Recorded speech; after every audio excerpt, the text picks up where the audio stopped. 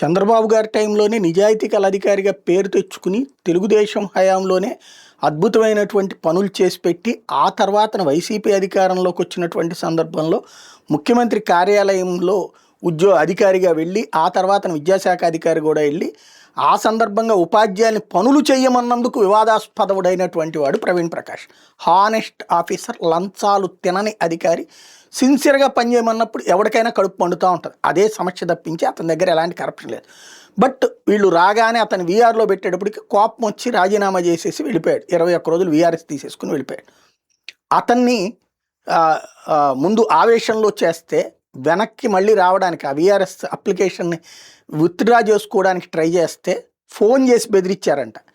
నువ్వు విత్డ్రా చేసుకున్నా నిన్ను మళ్ళీ డ్యూటీలో పెట్టినా హింస పెడతాం అని చెప్పేసి. ఆ పేర్లు మాత్రం చెప్పలేదు.